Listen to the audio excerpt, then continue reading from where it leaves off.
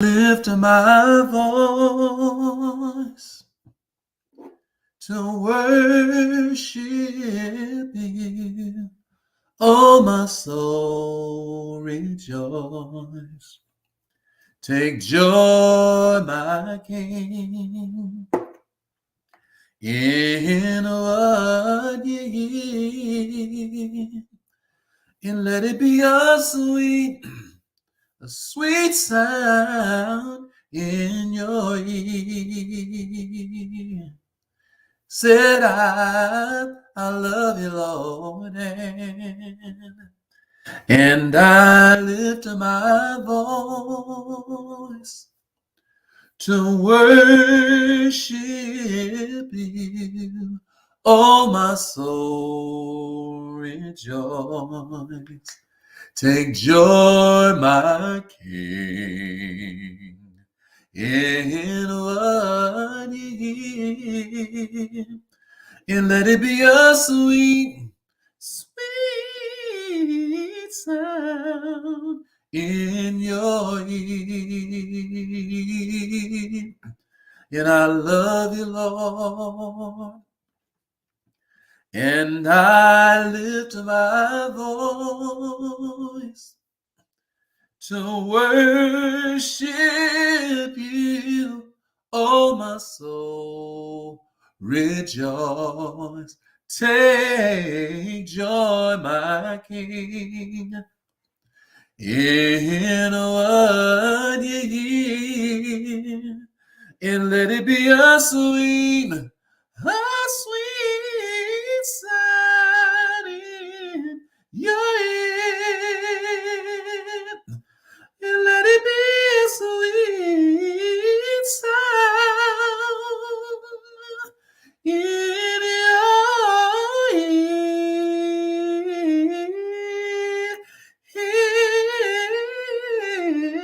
in your ear. Good morning, everybody, and welcome to the Wealth Station. Brother Rick, your gracious host. What a beautiful day it is. Another great day to be alive. Yes, it is, Brother Daniel. A beautiful day to be alive. Good morning, Girl Lynn. Good morning, Fetty. How are you? Good morning, Q. Good morning, Queen Sherry. God bless you today. And good morning, Alberto. How are you, Alberto, my good friend? How are you, Beverly? Good morning, Successful Full Stoner. Good morning to you. Mr. Most Steps. Good morning. And I am Jeanette. Good morning to you as well. Asulu. Good morning to you. Good morning to you, Maribel. Good morning to all of you all. I want to talk to you this morning about the idea that your pay checks you. All right? That's the idea today. Your pay checks you. We spoke briefly. Good morning, Akaya, if I'm saying it correctly. Good morning, Peace and Faith. Peace, Faith. Good morning, Ingrid. Good morning to you as well. So we talked yesterday briefly, and Pepper, So Onions. Good morning, YDNKY. Good morning to you as well. And Humble DAC. C, good morning to you, dear. All right. Okay. Let's get right to this word today. We talked about this yesterday briefly, but I had to go to see Little Joy's basketball game. They did win 2 games. And my grandson, it is. They won 2 games. They lost the championship game, but what the heck? They won 2 games in one day. And it was just fun watching these guys flying up and down the court. And God bless Joey. And Joey was in a car accident with my daughter, Shantice, about 3 days. About a week ago now. And no major pain. My daughter Bree was in a car accident about 3 weeks ago, and minor scuffs. Shantae was in a car accident to start the year off, tore a car totally up, and she walked away from it. So this has been a year of amazing blessings, amazing grace, amazing mercy, and to God be the glory. And thank you, Jesus. Thank you, Jesus, for our lives today. Thank you, Jesus, that we didn't get hit by no cars yesterday. Thank you, Jesus, that we've been traveling around the world and everybody's safe. And thank God for you. And I thank God that you woke up today. And I thank God that you woke up in your right mind. And I thank God that you have food, clothing, and shelter. I thank God that you have a sense of what direction you're heading in. You know which way is up, down, east, north, south, and west. You know what color you got on today. You can feel, you can hear, you can breathe, you can smell. I want to thank God for the million miracles that are taking place in your life already this morning, just because you can just move around. And I want to let you know that we love you and that we're very concerned about your life. and that we're very happy for you that you're having the success that you're having in life. And we just pray that today, as we go into this lesson, that you'll be able to be more successful today than you were yesterday as a result of our collaboration today. All right. So let's talk about your pay checks you. What do I mean by that? Your pay checks you. It's what checks what it is that you do at your time. Your pay does. Your pay checks you. Thus, your what? Paycheck. So we all get paid. The question is, how are we getting paid and who are we getting paid from? That's the question. Okay. We all get paid. Everybody gets paid. The question is who are you getting your paycheck from? Are you picking up what I'm putting down? Good morning, Mar. I appreciate that. Supreme abundance to you as well. It's a very beautiful salutation, and I appreciate that. So let's get back to the scripture so I can teach you how what kind of pay Jesus expects you to have and how Jesus wants to pay you. All right. Because your pay will check you.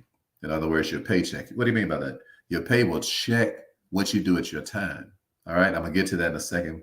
When we're coming down the home stretch, I'm going to show you a litany of things that your pay checks you.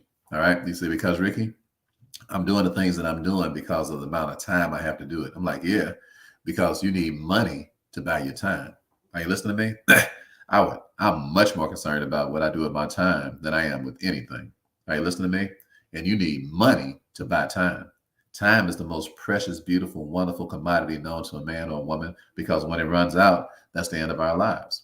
Okay. So I would not trifle with my time if I was you, which means that I want to make so much money that I can do what I want to do with my time. Are you listening to me? Is that you? Just wave through the phone if that's you. Are you a person who's determined to be able to be able to check in and out of where you want to go, when you get ready to go, how you want to do it, because of the fact that you got enough money to be able to do it. You're not going to let money slow you down. I wanted to see Joey play basketball yesterday. So I went to see him play basketball. Why? Because I do what I want to do with my time.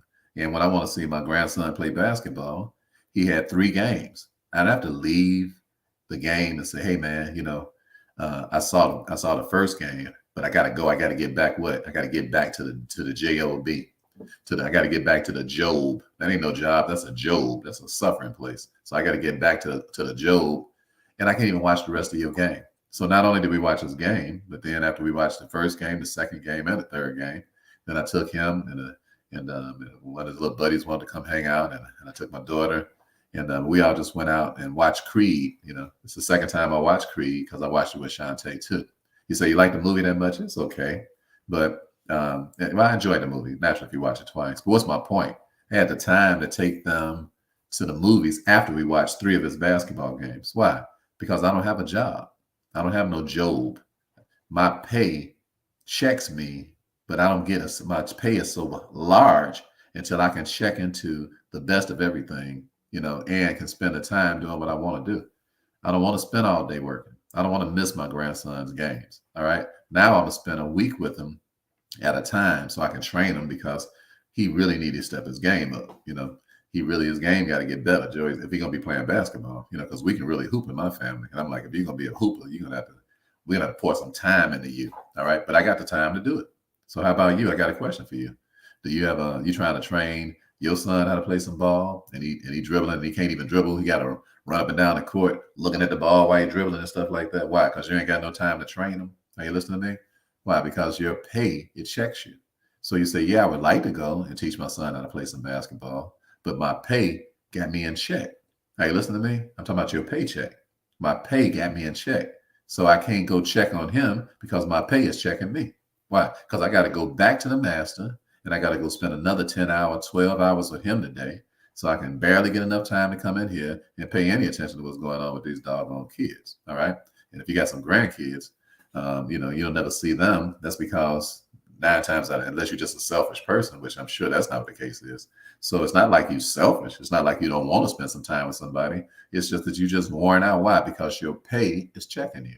So if you want to come out from up under that curse of what a scrawny little paycheck, because it's a curse. Why? Because it's causing you friction in your family. It's causing you division from the people that you love, and you just don't have time to do what you ought to be doing. All right. Your pay, it checks you. Do you have enough time to even develop anything cultural? Do you have time to take violin lessons, singing lessons, writing lessons? This year, I have my granddaughter. She's taking Japanese lessons. Why? Because I can pay for it. You say, Ricky, I wish you would stop bragging about money. It only sounds like bragging to a hater. All right. I'm a wealth coach. So why in the world I'd be talking to you about something else? All right. That's the whole point of me meeting with you once a day, to teach you wealth. That's what I do for a living. All right. So I'm just teaching you what I do. All right. And I'm explaining to you how much better a life it is when you can pay, when you're not in check, when you don't have to do the same old boring, same stuff every day, and you can't do what you want to do. All right. We're going to see Noah's Ark. You say, why are you going to see Noah's Ark? Because I want to see the Ark. All right. Why are you going to see Noah's Ark? Because we got time to do it. So we're just going to do what we got time to do. All right. Why? Because ain't nobody got me in check. Don't nobody tell me what to do. They don't tell me what time to get up. They don't tell me what time to go to bed.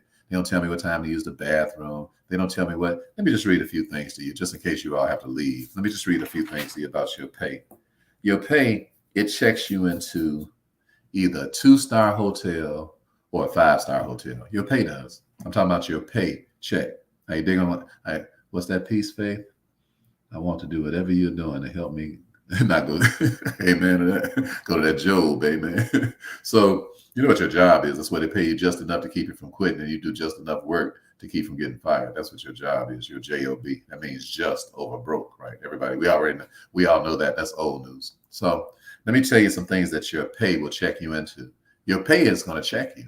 The question is, how is your pay checking you? All right. I'm talking about your paycheck. How is it checking you? So let's talk about it. Your pay can check you into a 2-star hotel, or it can check you into a 5-star hotel. Okay. When we went to Puerto Rico, Myron Golden and I, we went to a 5-star hotel in San Juan.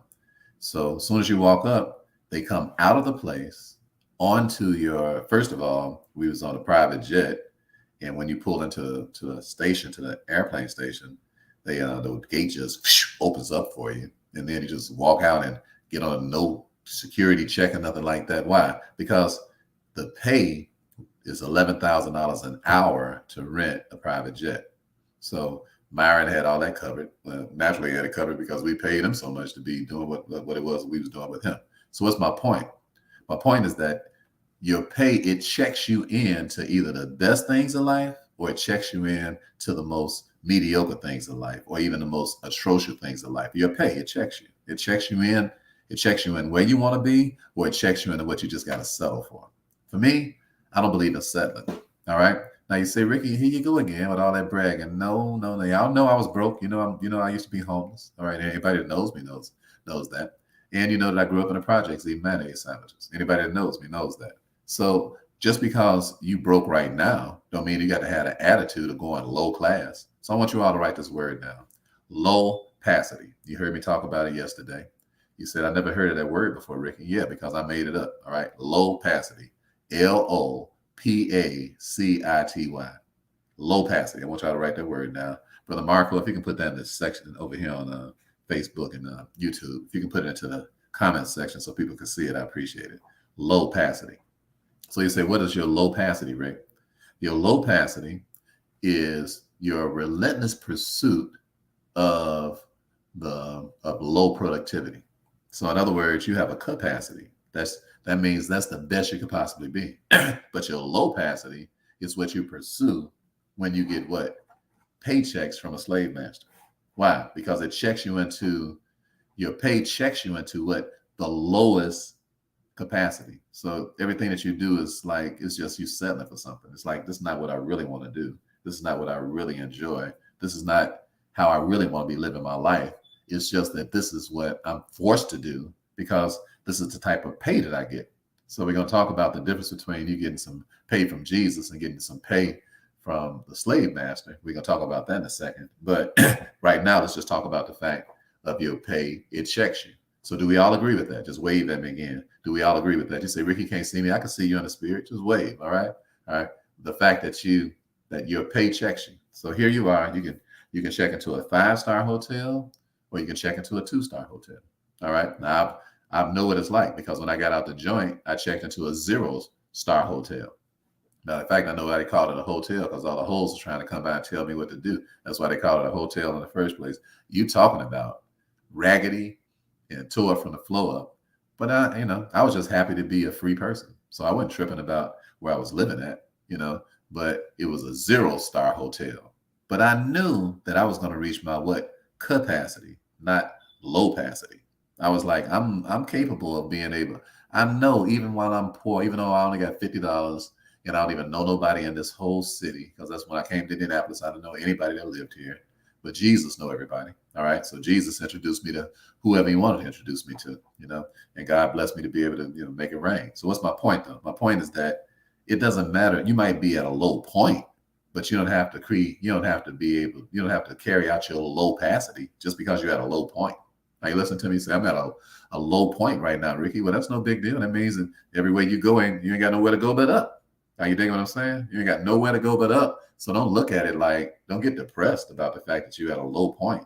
Look at it like, now I'm at the place where I can be pulled back and I can get launched off like an arrow does, because you can't shoot an arrow unless you pull it back and then you launch it. And the further back you pull it, the further it goes out, because a man is not measured by the heights that a man rises to, but a man is measured by the depths from which he comes.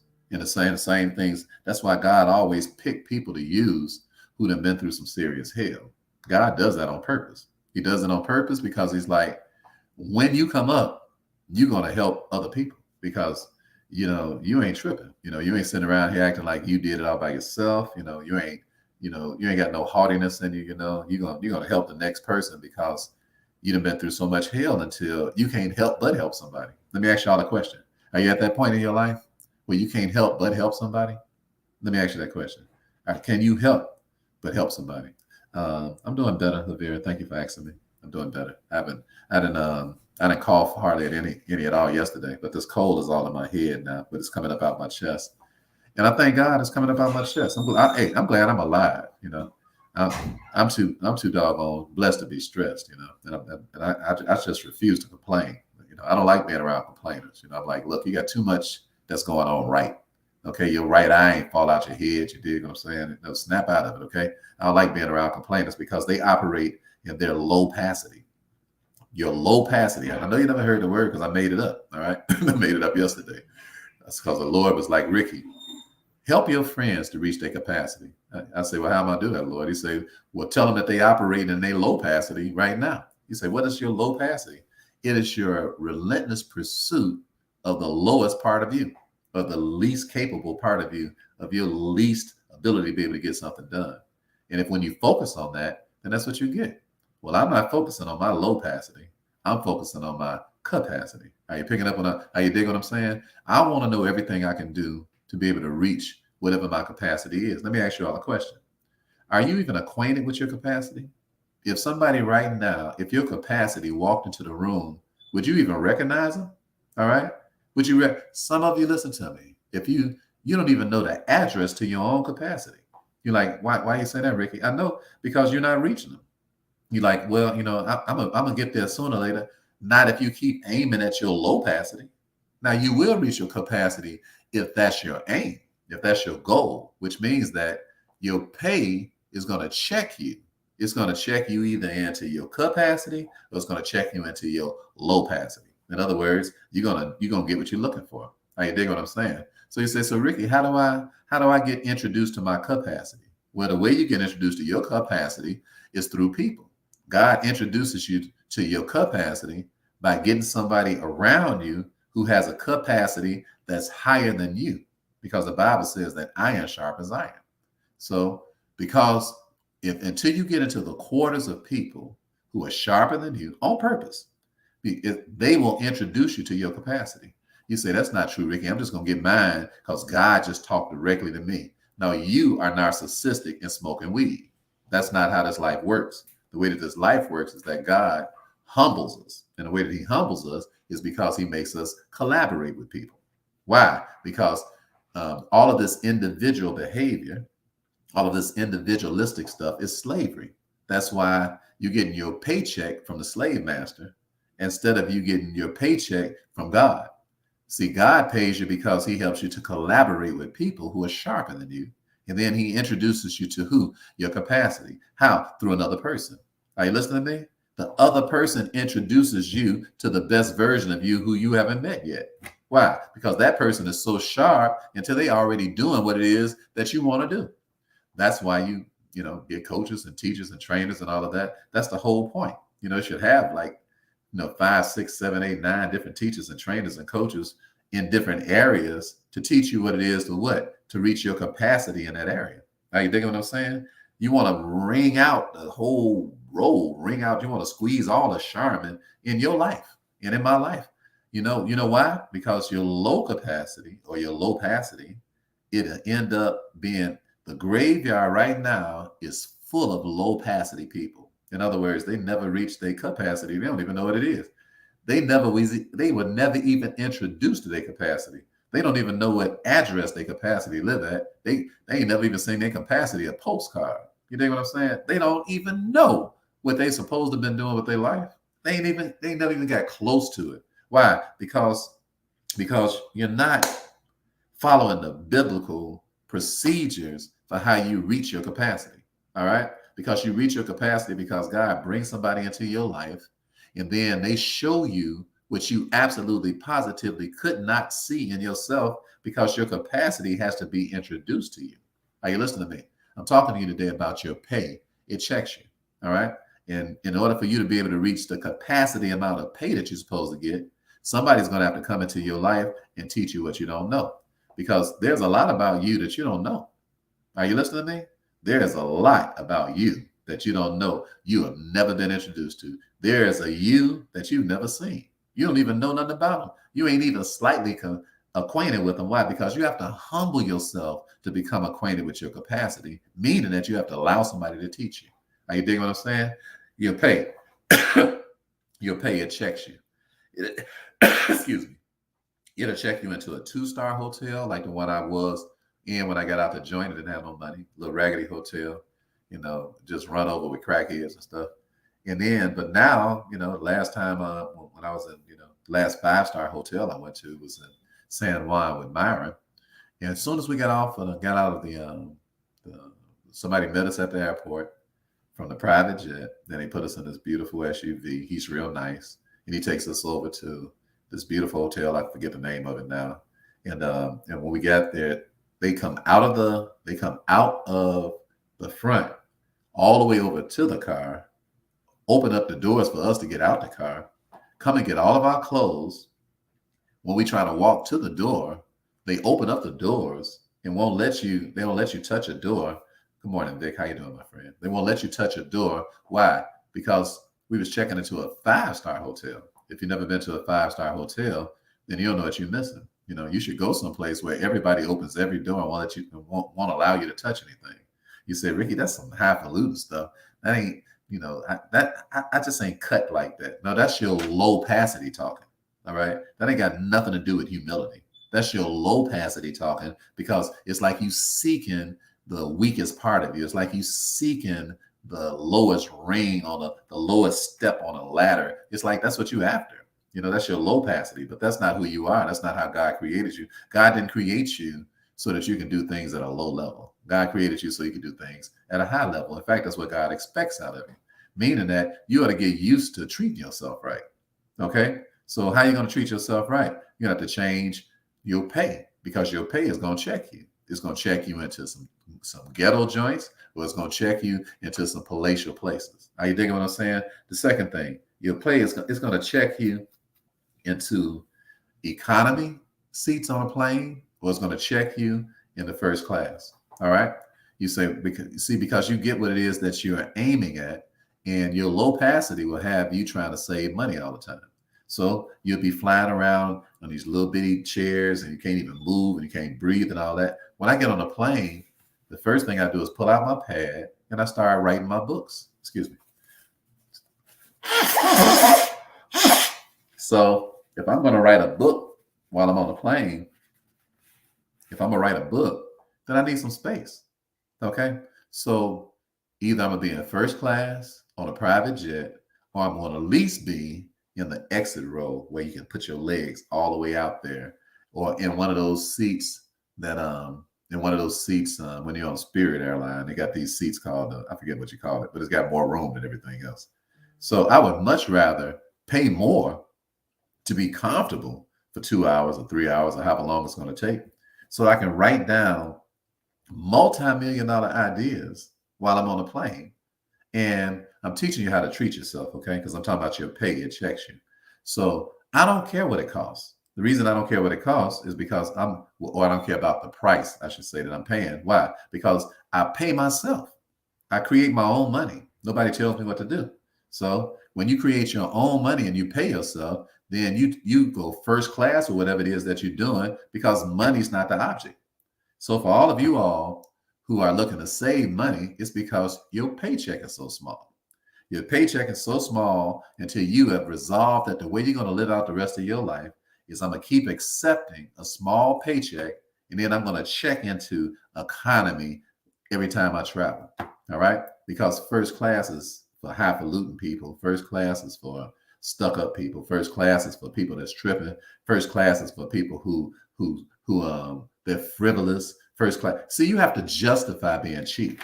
All right? You have to justify being broke. So you got to hate on people with money. All right? You can't. People who live a perpetual life of trying to save everything, they always think that the person who goes first class is some type of spendthrift.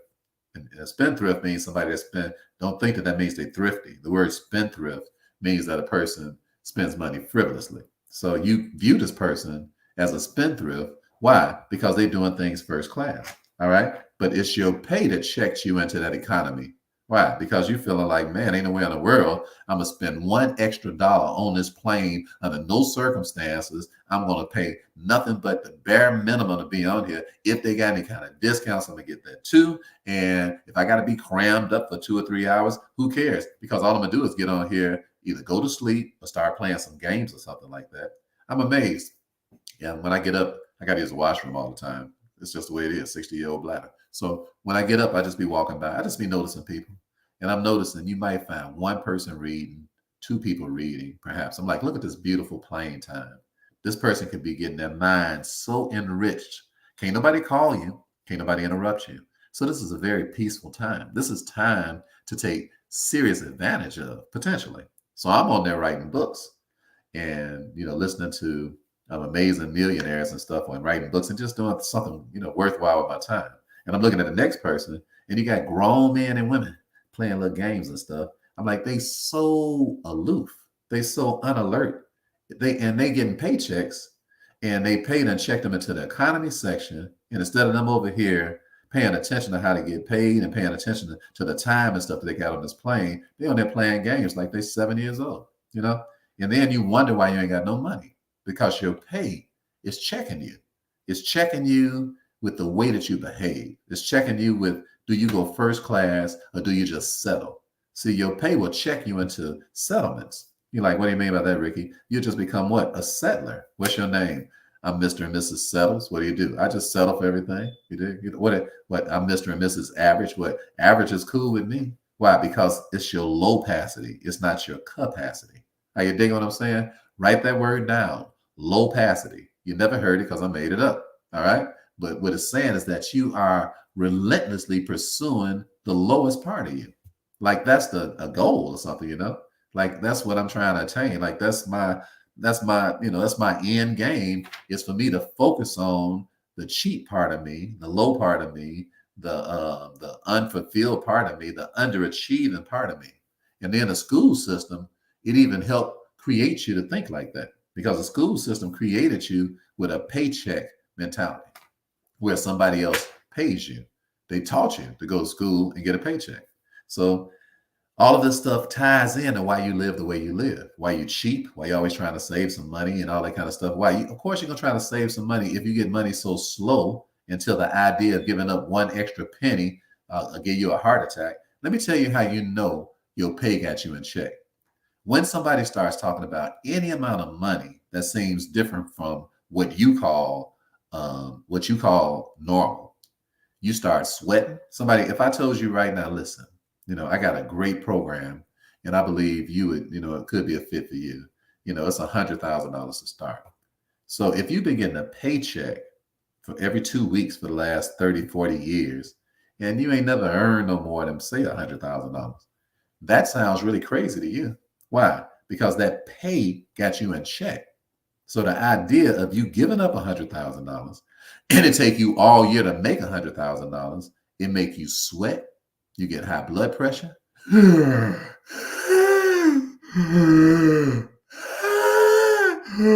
How much you say again, Brother Rick? I almost dropped dead over the mention of a price. Why? Because the pay got you in check. It's got your mind in check. Let me just give you a couple more things. Your pay, it checks you into a 2-week trip that you take out of 50 weeks. You got 50 weeks in a year, but your pay got you in check to the point that you can only go someplace for 2 weeks. You got to work 50 weeks out of a year? That is insane. That's amazing slavery. That ain't right. Ain't no, how in the world can you have a decent life and you work that much? That's too much. That's too much work. That's too much work. But your pay got you in check. Now, notice I said a 2-week trip. I didn't say a 2-week vacation, because people that can only go someplace for 2 weeks out of a whole year, you tripping the whole time you gone. That ain't no vacation. That's a trip. Are you dig what I'm saying? You're thinking about, man, my bills are piling up while I'm gone. I got to hurry up and get back, what, to the plantation and put in some more time. Why? So I can trip again for 2 weeks out of the next year. Do you see the insanity in that? Are you picking up what I'm putting down? Your pay is checking you. It's telling you how much time you can even spend on a trip. It ain't a vacation. It ain't no. Vacations is like when the first 2 weeks we spent in Honolulu. That's a vacation. You got to go someplace for at least 2 weeks to spend a vacation, not no 3 days, 4 days. You just got there. All right. And if you go someplace that you got to fly to, you got to get over your jet lag for 3 days. All right. Then you need another 3 days to start finding out what's going on. Then you can finally start relaxing the next week. There ain't no vacations y'all taking. Y'all taking trips. All right. 1 week someplace is not a vacation. You should treat yourself better than that. Are you listening to me? But your pay got you in check, your paycheck. So that's why you can't go no place, and that's why you got to live like that. And that's, I should say, that's what you chose to do, and that's what you made a decision to do, because you're taking a low capacity. You don't know your capacity. See, your capacity is that you could be checking yourself into a vacation. All right, you could be paying yourself, and you could check yourself into a vacation, meaning that you someplace for the length of time you actually want to be there. Are you digging what I'm saying? All right, let's move on to the next one. Your pay, it checks you, and it checks your vocabulary too. Oh, yes, it does. Your pay, it checks your vocabulary. You say, what are you saying, Brother Ricky? If you ain't got no money and you got a little paycheck, it checks your vocabulary. Your pay, it checks it. What do you mean? You start saying things like, man, I can't do that. I just can't. I mean, I just can't. I don't have it. I don't have it. I don't have it. I don't have it. Your kids ask you something. No. No. And then you get mad. Hell no. No. Here, how you doing, Black Stars? God bless you. This is your pay checking you. It checks your what? It checks your vocabulary. Your pay is the reason why you're talking the way you're talking. Because when you get little amounts of money, you start saying things that produces what little amounts of money do. And a lot of times you're not even conscious of it. Hey man, I just can't do that. All right. I just don't have it. What else do you say? I can't afford it. All right. Here, let me give you some things. If you're saying these things, I want you to know that your pay is checking you. All right. I can't. No, I don't have it. I can't afford it. Maybe next time. Man, you think money grow on trees? All right, let me ask you a question. Have you been saying that all your life? Is that what's coming out your mouth? Are those damnable words coming out your mouth? Those self-condemning words, are they coming out your mouth? You say, Ricky, I'm just being realistic. Your reality is your reality based on what you make your reality. Because I'm being realistic, and I tell whatever my grandkids want, the answer is yes, unless I just don't want to give it to them. But they never know because I don't have the money. Why? Because my pay checks my words. So since I create my own money, and I can make $1 million in a day, I create my own money, then I don't have to say no unless I want to say no. See, it's different when you're saying no because you can't fathom being able to give the kid the money. That's a difference. And why does that come? Because your pay checks you. It checks you into that kind of conversation. So let's talk about the first thing about your vocabulary. I can't do something. Well, that's not even a concept. All right. And if you don't stop saying that, you're going to condemn yourself to a low capacity grave. What's low capacity? That's when you don't reach your capacity. Are you digging what I'm saying? So you say things like, I can't do something. All you're doing is guaranteeing yourself you have the spirit of a Pharisee, because they weren't Pharisees. And Jesus said about the Pharisees, he said, you all ain't nothing but some invisible graves. Good morning, Brother Rob. How you doing? What's that, Marco? Thoughts definitely become things. Oh, you better believe that. You better believe it.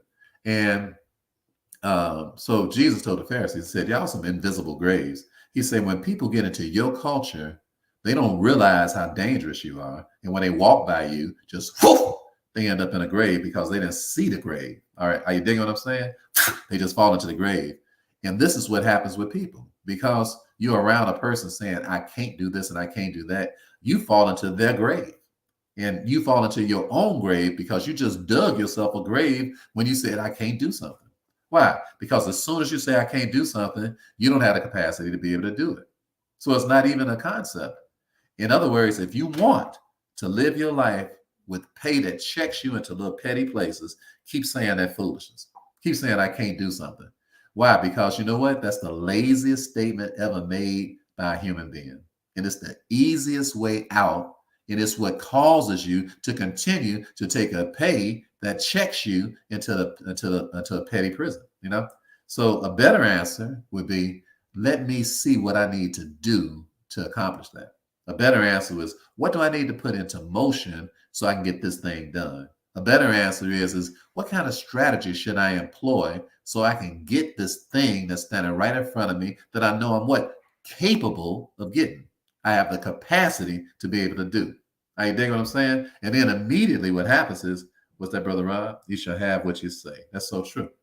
So very true, Brother Rob. And the power of the tongue is life and death. So, but what I'm teaching you is that you will pursue what just came out of your mouth. And you ain't got no choice but to pursue what just came out of your mouth. That's why I don't let nobody come around me with that I can't attitude. I'm like, what I can't do is I can't accept your attitude around here. That's what I can't do. Why? Because I don't accept that attitude out of me. And I want y'all to write this down. Listen to me good. You will, for the rest of your life, listen to me good. You will never have to convince anybody of anything when you are a doer. A doer doesn't have to convince people to do anything. Why? Because a doer, we are too busy doing it.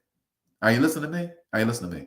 Okay. My next challenge, I probably earn anywhere between $1 million and I don't know, say $10 million, maybe more. You say, Ricky, why are you bragging again? I'm not bragging. I'm trying to teach you a point. So you say, what's the point you're teaching me? The point I'm teaching you is that I do the same things every day. All right. I write books. I write plays. We're about to do some movies. And I write songs. And we sing songs, we perform, and we act and all of that. And then I'm a coach, a financial coach. So I create trust. I operate out of my trust. So this is what I do. These are things that we do. So when I'm talking to a person, I just tell them what I do. And then I say, if that's something you want to do, then you decide you want to do that. And then I don't have no more conversations with them unless they pursue trying to do what I'm doing, because they may want to or they may not. But I'm not trying to convince them to do anything. Why? Because that means I would have to slow down what I'm doing. And then I'd have to end up, if they're not making no money, if they got them a check, I end up having a paycheck to look like that looks like their paycheck. Are y'all listening to me? Are y'all paying attention to me? For all of you all who sell products, for all of you all who market yourselves, for all of you all who are coaches and teachers and trainers, let me explain something to you. You just make sure that you're doing what you're telling other people to do. That's all.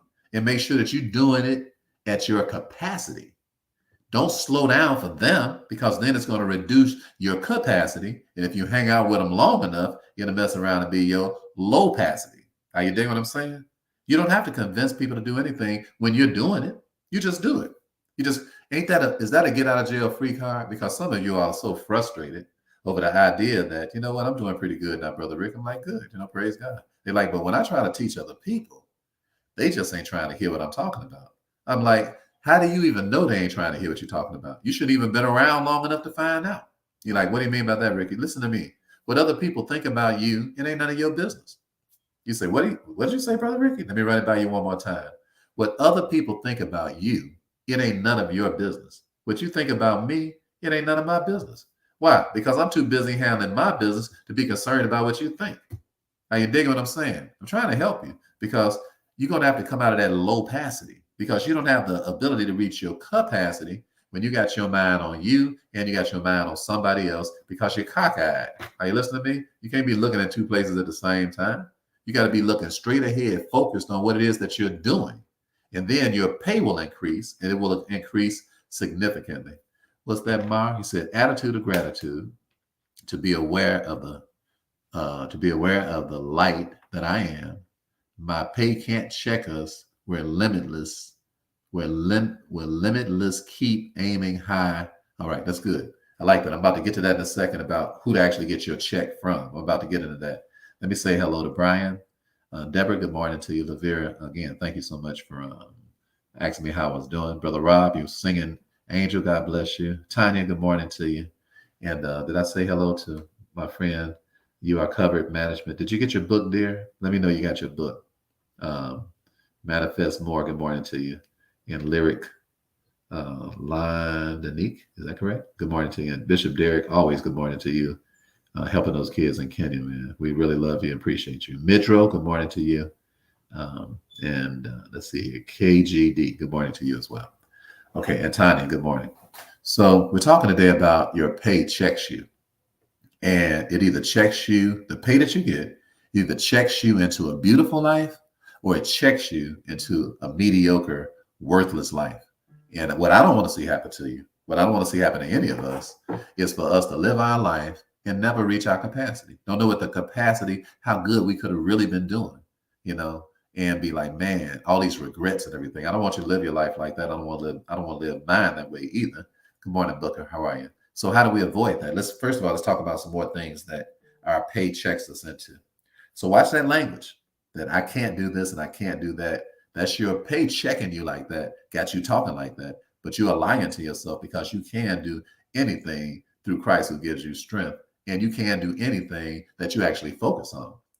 What you can't do is you can't do what you ain't focused on. So when you say I can't, then now all of your body language, it backs up what you just got through saying.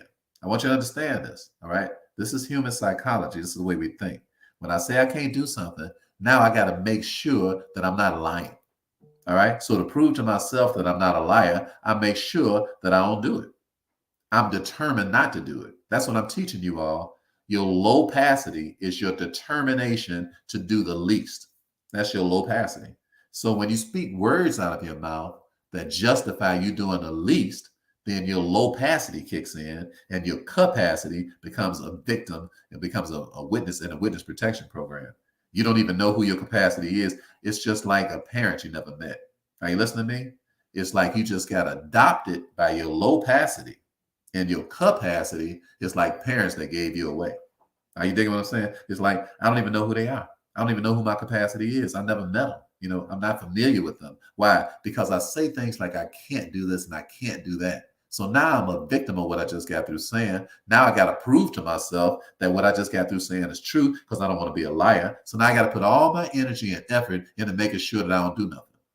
Are you digging what I'm saying? That's what low capacity is. It's your vehement, relentless pursuit of nothingness, not getting nothing accomplished, nothing worthwhile accomplished, because you got so much capacity in you. If you ever met them, everything you do would be at a high level. Why? Because you are performing your capacity, because the pay that you're getting is checking you in to the best of everything. Let me finish going. All right. So that's right, Brother Hare. Philippians 4 is a real good verse. I can do anything through Christ who strengthens me. Philippians 4, that's good. Let me give you two more things that your pay checks you into. Your pay can check you into a hospital, or your pay can check you into a palatial mansion. Now, what do you mean by that? Your pay. So you can either be laid up at the crib with 25 rooms and a swimming pool out in the back, and a tennis court if you like tennis, your own basketball court, your own bowling alley if you want, or your pay can check you into the hospital. You say, what do you mean by that, Ricky?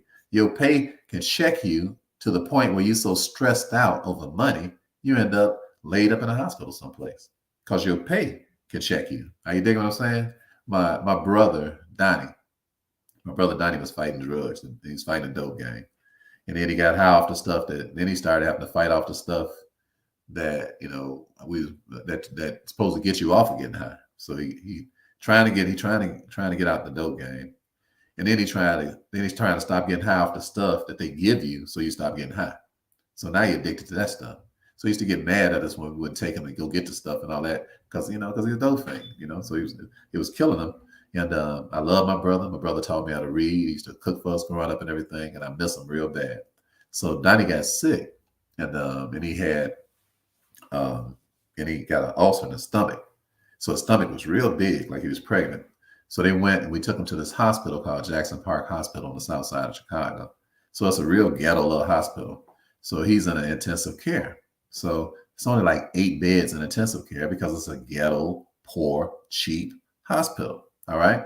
So we was checking him in where our pay would take him, because that's the kind of coverage he had to go to this little cheap joint, So we went to see him, and they had him on this machine, and the machine had his blood sugar count was low.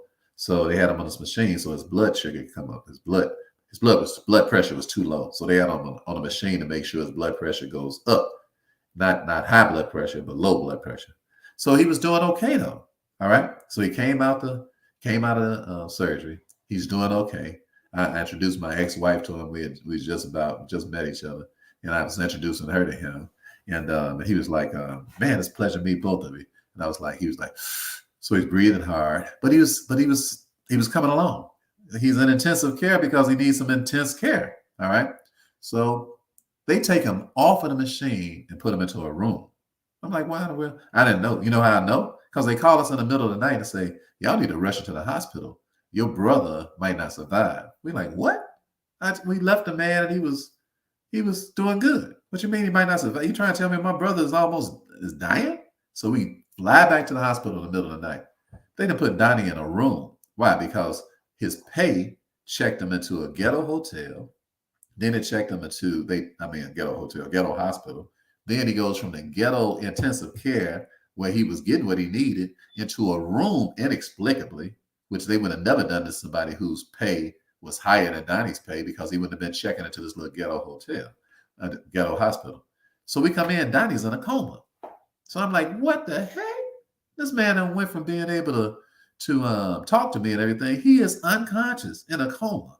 So we come into the room, and I'm like, so I started praying for him. I said, hey, Donnie, I said, just think about Jesus, man. Everything gonna be okay. Just think about Jesus. Just think about Jesus. So Donnie is in a coma, but he started crying. So people can hear you when they're in comas. Y'all know that, right? So so this tear comes down his eye, and I'm saying to myself, he heard what I said.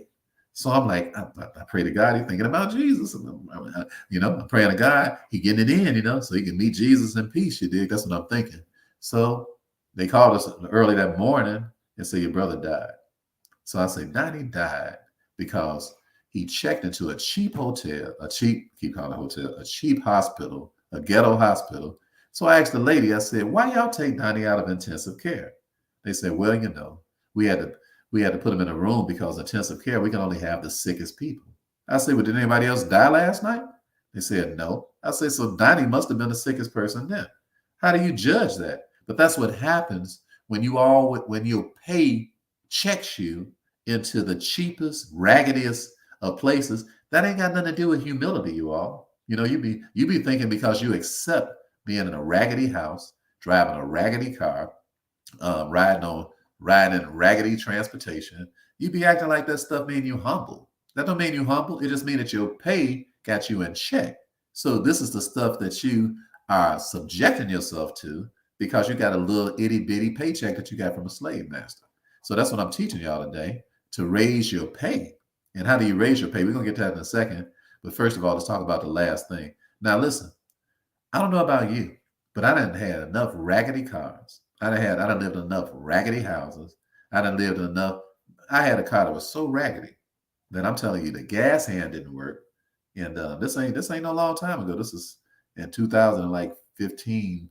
Right before I started selling buying these properties and stuff. So I'm talking about 7, 8 years ago. So I was so broke. My car was so raggedy that I was riding all the way out in the country in these little sticks around here in Indianapolis. And this is the home of the Klan. This is the last place in the world you want to be riding these little suburbs and stuff like that in a raggedy car. And I'm going out here delivering bank receipts for a company because it's hard to find a job when you're a felon. Everybody just pimp slap you and just treat you like a little punk and act like you ought to be glad to be doing whatever you're doing. So you got to get all these butt kissing type of jobs. But I was willing to do it. I was willing to do it because I wanted to do anything right. As long as it's right, I was willing to do it. So I'm riding out here in my little raggedy car. It started raining and the rain started coming in and started raining on me. I'm like, Lord, why do the rain spot have to be exactly over my head? If it's going to rain in my car, let it rain on the right side.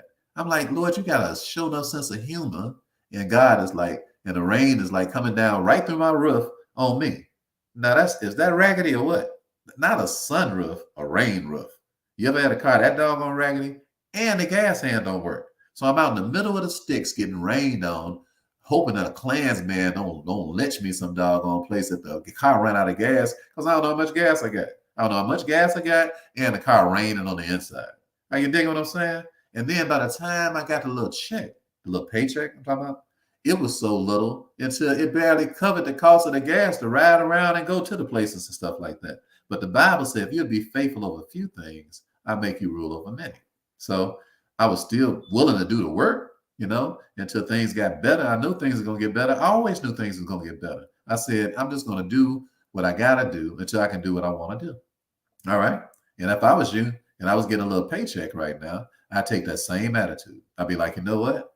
I'm going to do what I got to do until I can do what I want to do. And if I was you, I wouldn't complain about my check at all. What I would do is I would be like working real hard at whatever it is that you're currently doing. And I would do it with joy, and I would do it gleefully, gladly, gratefully, and I would do it with fervor. Why? Because that's how God will hurry up and get you out of there. Are you listening to me? When I was working in the warehouse and they fired me, and I was like, man, what am I gonna do next? God said, go do some real estate. I said, okay. So he introduced me to what? A young man. Young man's name is Glenn. Glenn came to my house and he introduced me to my capacity. That's what I've been trying to teach y'all. You say, what do you mean by that, Ricky? I didn't know how to do a real estate deal. I knew that I could, but I didn't know how. I knew that it was possible, but I didn't know how to work the numbers. So how do I know that I knew I could do a deal? How do I know that? Because I had met a millionaire and I helped sell him a mansion and he gave me $200. He gave me $200 for help create. He bought the building. The way he got this building is one of my actresses in my play. Her name was Deborah. We called her Debbie. Debbie, she died from cancer. She got sick. So when she had this place and it had like 9 rooms in it. And she called me one day and said, Brother Ricky, she said, can you come over and pray for my place? I said, sure. She said, I want you to pray for it that God to bless this place to be successful. I said, yeah, for sure. Let's do it. So I came over and we did that to what they call that? What do you call that? I forget what do you call that when you anoint somebody's place? Like a grand opening or something. I can't think of the word right now. If somebody remember that word, put it in the chat for me. So anyway, we did this prayer, like to anoint a place, like the ribbon cutting like thing for a place. So, but Debbie got sick. And Debbie was such a beautiful person until when she got sick, I would come and pray for her at the hospital. But she had so much love inside of her until when I would come to her room, she said, oh, Brother Ricky, hey, wait a minute. We got a whole bunch of people need some prayer. So I'm like, Debbie, you always trying to help somebody. This woman helped people to the day she took her last breath. She said, come on, let's go into the day room.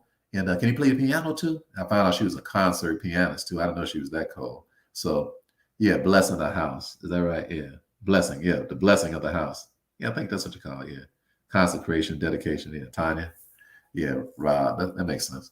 So when I went to meet Debbie, she took me in a day room in a rehab place and she brings everybody into the rehab place. Hey, we got Brother Ricky up here. Hey, can you sing a song for us, Brother Rick? I'm like, yeah, be glad to. She's, who wants some prayer? So everybody, I want some prayer. I want some prayer. I want some prayer. I want some prayer. So Debbie's anointing every. She got cancer now. You would never even know this woman is sick and hurting. She got, her spirit was so good and right. She was such a champion, such a winner, such a the best of the best. Until to this day, I just admire her every time I think about it. So, but Debbie was sick though. So she had this building. It was a mansion. And she said, Ricky, I can't keep up with it no more. She said, do you know somebody might want to buy it? I said, I'll look into that, because I was trying to do a real estate deal, but I didn't know what I was doing. I was like, I'm gonna look into that. So I went and met with this millionaire, and I said, hey, I said, one of my actresses, she can't manage her building no more. I said, it's a big, beautiful building. It's in a nice neighborhood. It's a mansion. I said, you think you might be interested in it? He was like, let's go see. So he went to see it. He was like, yeah, I'm interested in it. So I helped him negotiate the price with the guy who was selling it. This dude gave me $200. $200 because I didn't have no paperwork signed. I didn't know nothing about how to sign a contract, how to sign an assignment contract. I didn't understand that stuff. So this guy G'd me for $200. He gave me $200. And he should at least gave me 25,000, maybe 50,000 or something, because he about to clean the clock. But if I had known how to write the contract up, I would have wrote the contract so that he would have had to give me $50,000. He would have had no choice, and he would have gave it to me. Why? Because he turned into his headquarters and making millions on top of millions on top of millions. What's that? JKLM? That paycheck got me around. You're a rapper, JK. He said that paycheck got me around my neck. It don't make me laugh, man. I'm trying not to cough. That's why I ain't been cracking no jokes.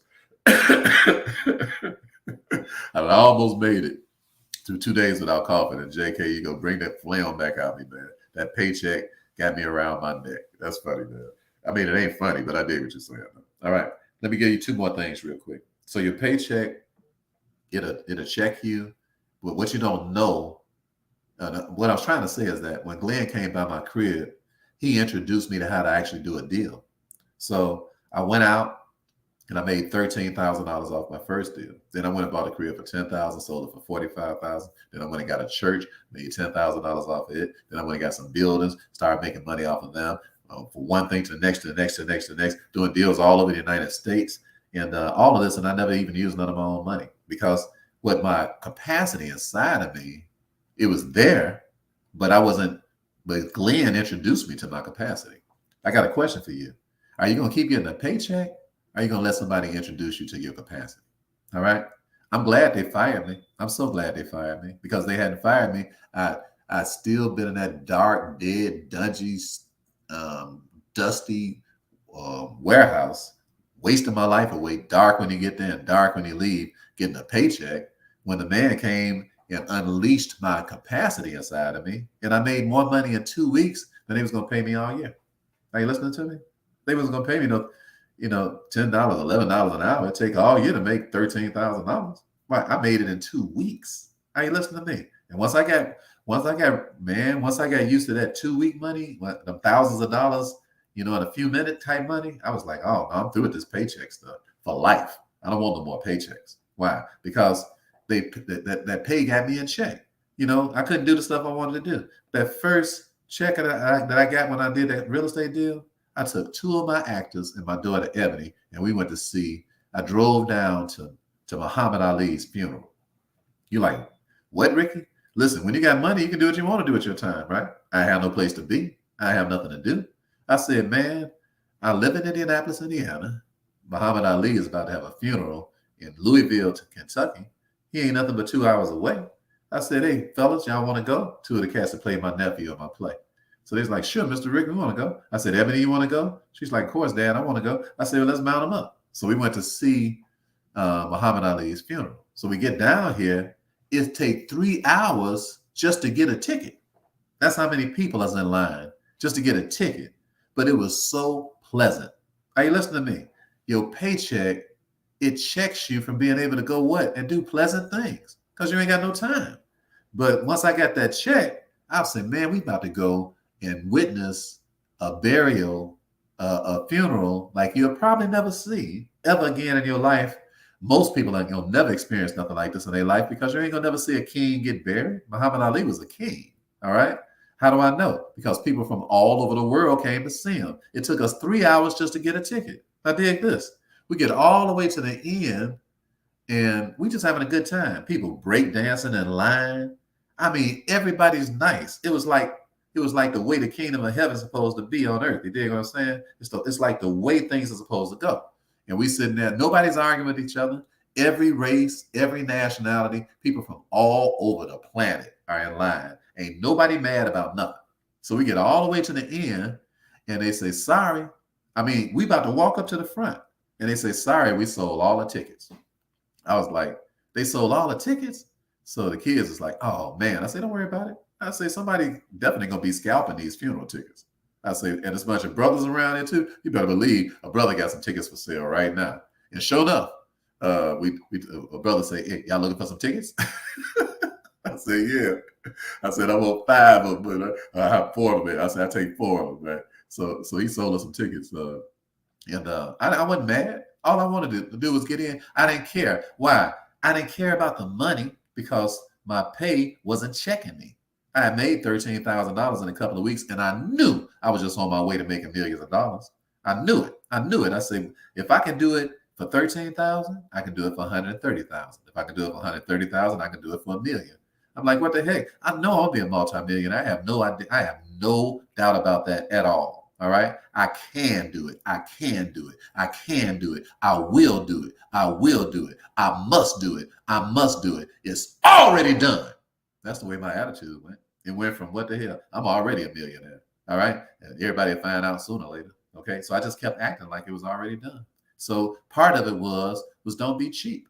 Don't be cheap with your first check and you won't have to worry about what happens after that.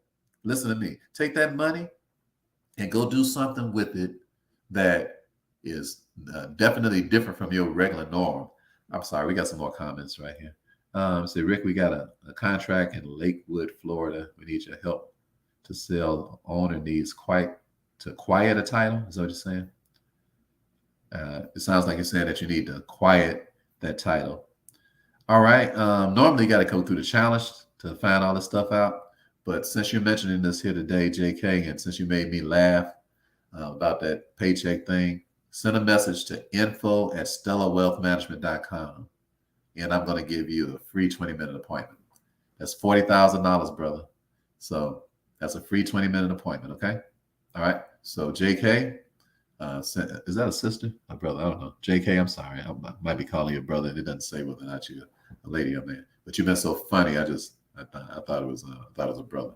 So okay. So send that to info@stellawealthmanagement.com. Excuse me. Excuse me. And I'll answer your question. Okay, brother. Okay, JK. I thought you was a brother because your joke sounded like a brother's joke. I'm sorry. All right. So we went to Muhammad Ali's funeral. It was one of the most amazing things I ever saw. A guy, out of all the people that got up and preached, it was a brother from Israel. And he got up and he had a little beanie cap on. And he talked about black men being locked up. And he talked about this brother from Israel, white boy from Israel. And he got that brother preached like he was from 43rd Street. I don't even remember nobody else. He's the only person I remember. People from Japan was there. People from the UK was there. People, man, it was just people there from all over the world. It was amazing. It was, hey, Miss First Place, how you doing, dear? It was amazing. It was really amazing. One of the best times I've ever had in my life. Let me ask y'all a question. Just close your eyes for a second. Just forget about your little paycheck you're getting right now. Let's just imagine right now that your next check that came in, your very next check that you came in, it was 10 times, 20 times, 100 times, 1,000,000 times more than your paycheck. Just imagine, close your eyes. Come on, close your eyes. All right. Just imagine that it came through today. Now I want to know, what's the first thing you would do? What's the first thing you would do? Why? Because now you got time to go do it. I want you to think about that. And I want you to write it down right now. And then I want you to say, I can do that. I can do that. I can do that. Then I want you to say, I will do that. I will do that. I will do that. And then I want you to say, I must do that. I must do that. I must do that. And then I want you to say, it's already done. I double dog dare you to speak those words into your life and watch what happens to you. I double dog dare you. I dare you to actually look for your capacity. I dare you to do it. I double dog dare you to do it. And you know what's going to happen? Somebody's going to come into your life that's going to teach you how to reach your capacity. That's what's going to happen. There ain't gonna be no revelations from God. God gonna give you some revelations, but He's gonna bring you somebody around you to teach you how to actually do it, because that's the way God works. You say it doesn't work like that. It's Bible story after Bible story after Bible story. Elisha wasn't going nowhere until Elijah came along. Joshua wasn't going nowhere until what? Moses came along. Are you listening to me? You ain't gonna have no mammoth impact on nobody until somebody comes along to teach you your capacity, and that way you're gonna raise up from getting a paycheck, because a trainer and a teacher and somebody is the one that's gonna come by and get you out of that paycheck mentality and that paycheck living. Are you digging what I'm saying? This is not a solicitation. This is not a sales call. You might like me. You might want to come to my challenge and learn what we do. Great. You might not. I'm the kind of person that makes you accountable. So if you don't like an accountable person, then I'm not the kind of person that you would want to be like partnering with. You dig? Because I don't take no excuses from nobody, because I don't take no excuses from myself. So when I meet people and they say they're going to do something, I say, okay, cool. All right, that's what you said you was going to do it. And if they call me back with anything other than what they said they was going to do, then I'm like, this is our last conversation, because I don't have time to waste. I'm too busy doing what I'm supposed to be doing to be trying to convince you to do what you ought to be doing. You do what you want to do for your reasons. I'm doing what I want to do for my reasons. You make sure that you do what you want to do for your own reasons. Now, you listen to me? I ain't never seen in my life I'm 61 years old. I've been hustling since I was 3 on the street corner singing for nickels. I ain't never seen so many unambitious people in my life. It is complete retardation. I've never seen so many people shooting for the lowest ring. I just can't understand it. I can't understand people that are unambitious. I can't relate. I just don't understand. I'm like, what? I don't know. What makes you think somebody owe you something? And why do you just so laid back and think everything's going to come to you? I don't get it. So I don't try to convince them people to do nothing. I just be like, you live your life the way it makes sense to you. And we're just going to keep doing it over here. All right. So the last thing I want to leave with you is that your pay, it checks you, and it'll end up checking you into the grave. I said I was going to teach y'all how to change your paycheck, but what the hell? The Spirit of God didn't talk for a whole hour and 7 minutes, and we ain't even got to it. So I got some things to do today, so I'm not about to go into overtime. So the last thing that I want to talk to you about is that your pay, it'll check you into the grave. Oh, yes, it will. Your pay will check you into the grave. And unfortunately, we have a lot of people right now whose paycheck checked them into an early grave. My brother Donnie is one of them. Donnie died before his time. Are you listening to me? He died before his time because his pay checked him into the grave. My nephew, Little Larry, I was singing at a wedding in Chicago on a Sunday afternoon with my friend Sharon, that got married. So we singing in our backyard. And I get this phone call from my friend named Ray. I just sang at Ray's daddy's funeral over the weekend. Ray's father passed away. He's a good friend of mine. He said, Ricky, he said, are you sitting down? I said, oh, man. When somebody asks you that, you know it's on. I say, yeah, I'm sitting down. What's going on, brother? He said, Lil Larry just got shot. I said, oh, man. He said, man, they taking him to Jackson Park, the same hospital I was just telling you about my brother Donnie died in. So I'm like, So we jump in the car.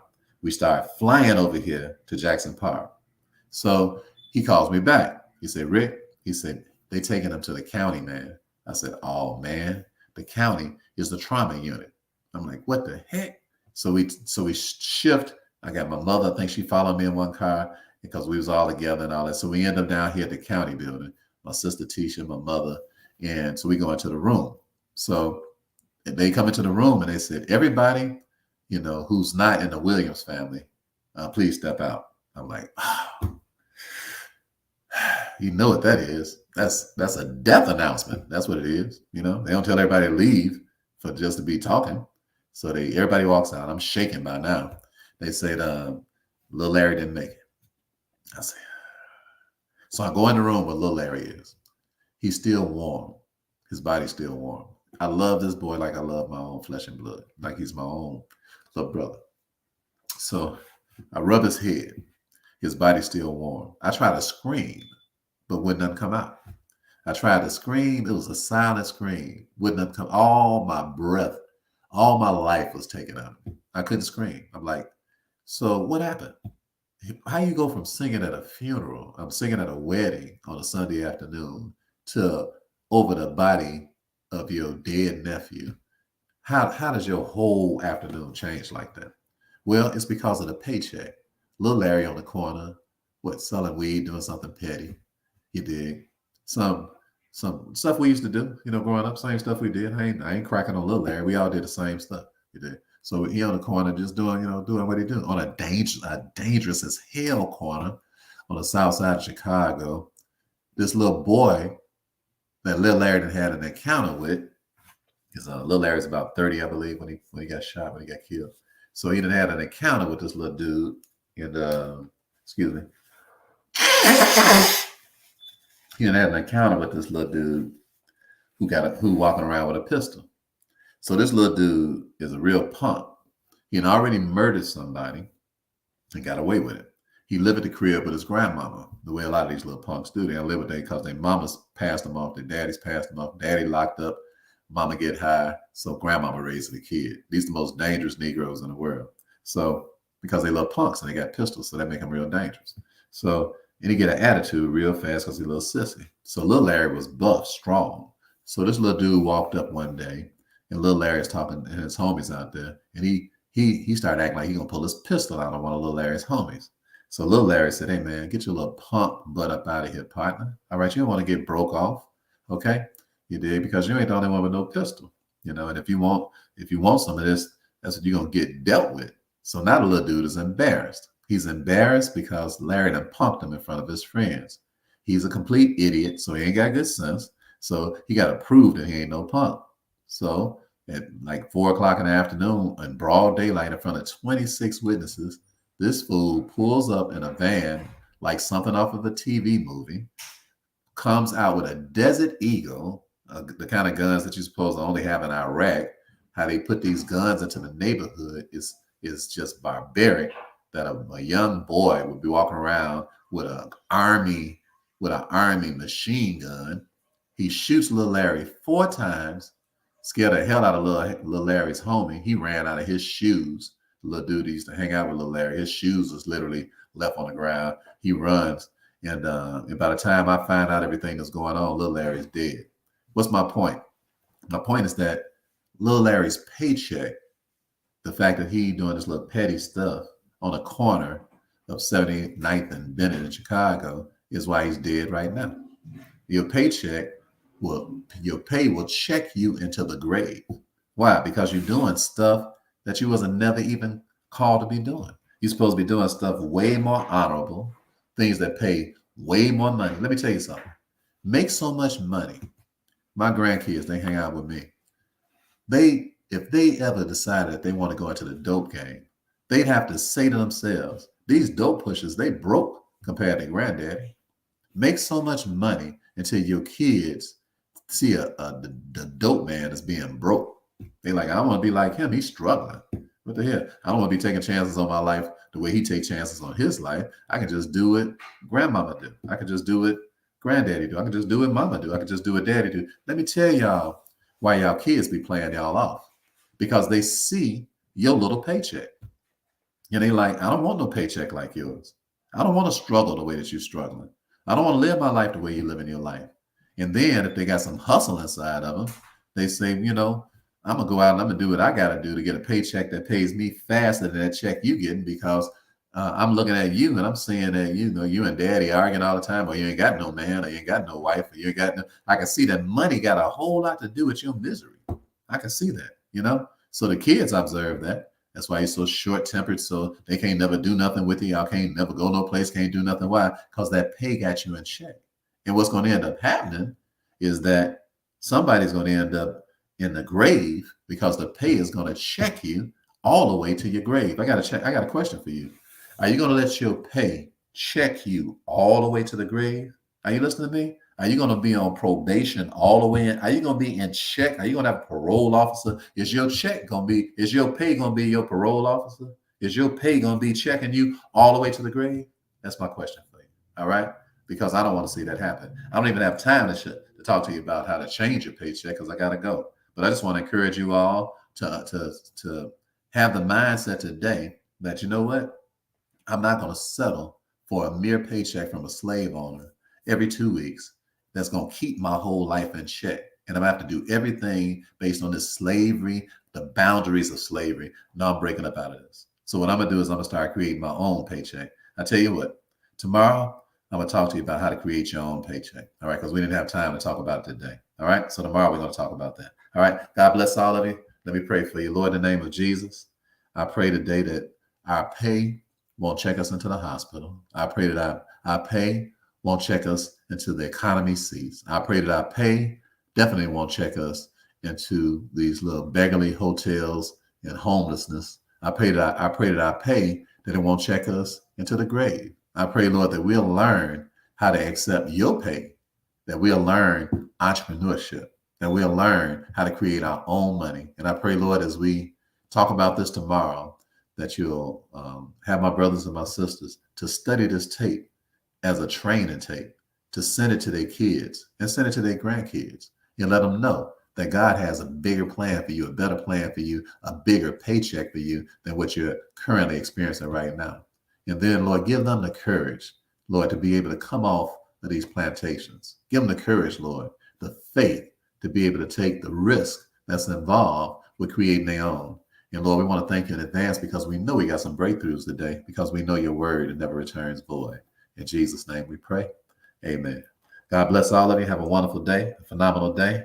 And we'll talk tomorrow about how to change your paycheck. All right. So God bless you and have a beautiful day. It's been a plum, pleasing pleasure as well as a privilege. I love you. Ain't nothing y'all can do about that. And remember that stellar is as stellar does. Have a phenomenal day.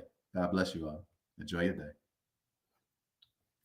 Have a phenomenal day. Be blessed.